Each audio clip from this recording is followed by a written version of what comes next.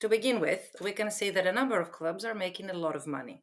Some amounts there are astronomical to look at, and it's really incomprehensible to understand if you're looking at the wider financial situation of this world. But that aside, we can then look into the particular clubs, and we can see that 11 of them, more than half, come from the English Premier League, which tells us that English Premier League clubs are making a lot of money. Some of them are making a lot of money. Again, we're talking about the money they make, not the expenses here, because we've had this debate before about how much debt is being collected. But for now, we can see that they're making a lot of money. But we can also see that some big European clubs are equally very wealthy. Well, year after year, we are having a debate on whether the English Premier League is a bubble that is going to burst.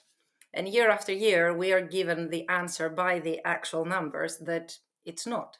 It is the biggest, most commercialized, most popular European league. One could argue that it is the biggest, most commercialized, most popular league in the world.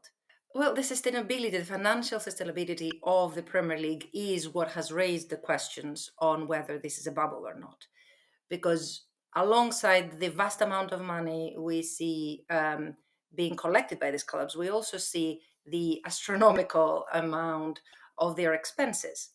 So every year we question whether debt in some of these clubs is sustainable, and every year these clubs survive. We don't really have an answer to that question on what is sustainable or not, because the UEFA, the governing body of the sport, for example, had introduced the financial fair play regulations in order to improve the financial health of European football. And yet we cannot tell if that has been the case. We do not know if it is sustainable, and we do not know if it is healthy. We know that it is wealthy in some cases, in some clubs, but that doesn't mean that it is an overall image of health within European football. We have seen that clubs are getting bigger, and we have seen those numbers growing, which is impressive, worrisome, but also impressive. So, yes, it looks like we might be in that kind of spiral situation in which big clubs will end up being wealthier and bigger year after year, and smaller clubs might become smaller. Their debt might increase.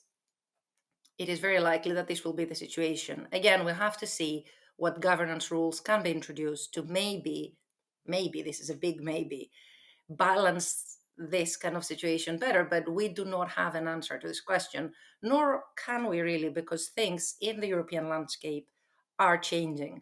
So we don't know if in 5 years' time we will have a completely different image, or harder rules, different kind of measurements that would allow smaller clubs or less wealthy clubs to also get a piece of the pie.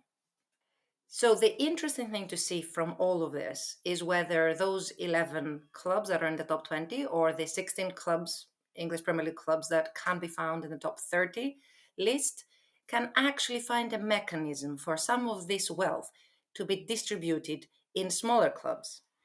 Now, that would allow for a more sustainable championship, or League One and Two, to potentially be able to break into the Premier League in a few years' time. In that case, we will not be looking at an oligopoly as we see now, in which some clubs dominate the scene in this country, but we might be able to see a bit of fluctuation there. Smaller clubs achieving some sort of success. Again, this is maybe a dream, but it could be that a mechanism could be embedded in the system to allow for this potential positive change.